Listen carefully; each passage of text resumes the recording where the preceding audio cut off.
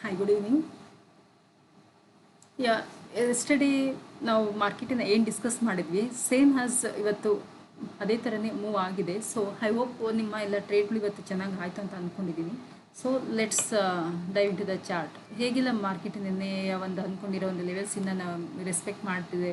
ನಿನ್ನೆ ನಾವು ಏನು ಡಿಸ್ಕಸ್ ಮಾಡಿದೆ ಅಂತ ಹೇಳಿದ್ರೆ, so market is totally ಬೆರಿಶ್.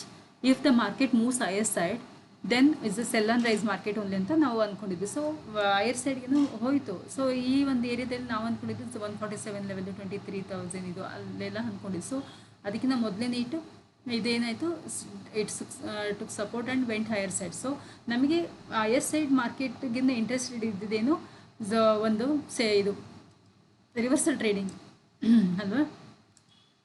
So ನಮಗೆ ಒಂದು 23,500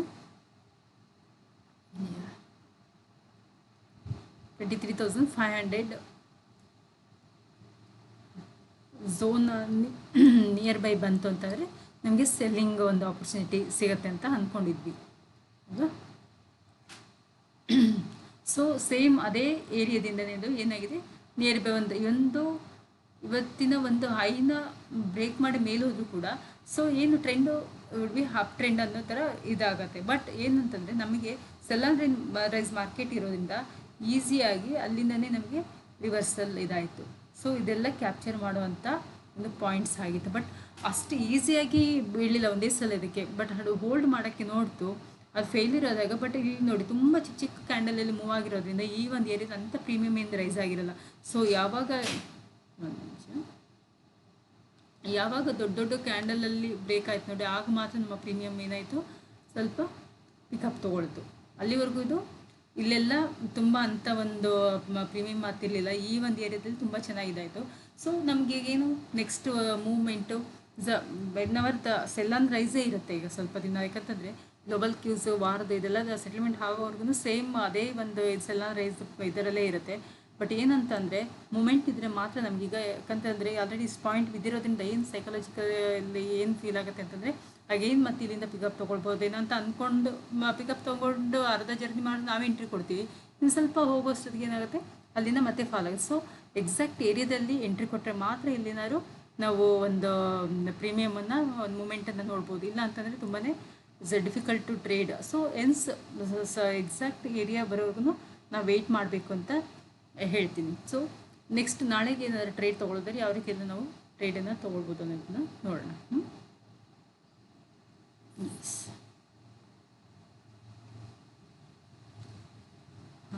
ಈ ಹೈಯರ್ ಲೆವೆಲ್ ಏನಿದೆ ಸೇಮ್ ಅದೇ ಇದಿದೆ. ಇವತ್ತು 20 ಆಲ್ಮೋಸ್ಟ್ ಯಾವುದು ಈ ಏರಿಯಾ ಇದೆಯಲ್ಲ, ಈ ಏರಿಯಾವರೆಗೂ ಏನು ಅಪ್ ಟ್ರೆಂಡ್ ಮಾಡಿತ್ತಲ್ಲ ಆ ಒಂದು ಏರಿಯಾ ನಮಗೆ ರೆಸಿಸ್ಟೆನ್ಸ್ ಆಗಿ ಒಂದು ಸೆಕೆಂಡ್ ಇದಾಗುತ್ತೆ.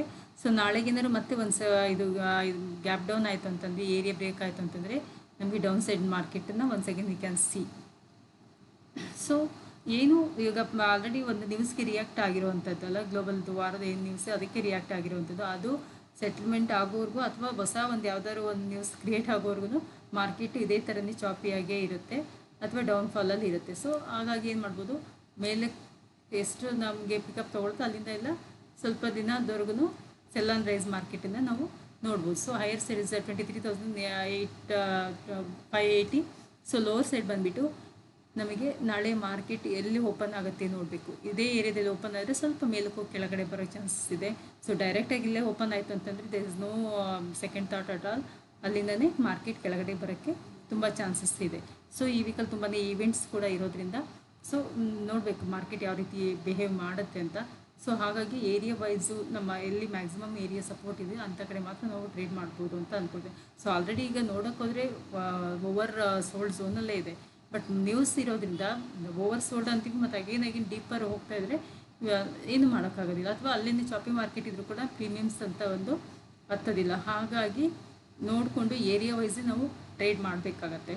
ಸೊ ಯಾಕಂದರೆ ಇಷ್ಟು ದಿನ ತುಂಬ ಶಾರ್ಪ್ ಫಾಲ್ ಆಗಿರೋದ್ರಿಂದ ಪ್ರೀಮಿಯಮ್ಸ್ ತುಂಬ ಡ್ರಾಸ್ಟಿಕ್ಕಾಗಿ ಹೈ ಆಗಿರೋದ್ರಿಂದ ಸ್ವಲ್ಪ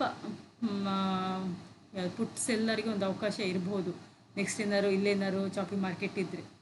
ಸೊ ಲೆಟ್ಸ್ ನೋಡೋಣ ನಾಳೆ ಯಾವ ರೀತಿ ಮಾರ್ಕೆಟ್ ರಿಯಾಕ್ಟ್ ಮಾಡ್ಬೋದು ಅಂತ. ಬಟ್ ನಮ್ಮ ಏರಿಯಾ ಅಂತೂ ಆಲ್ರೆಡಿ ಡಿಸೈಡೆಡ್ ಆಗಿದೆ.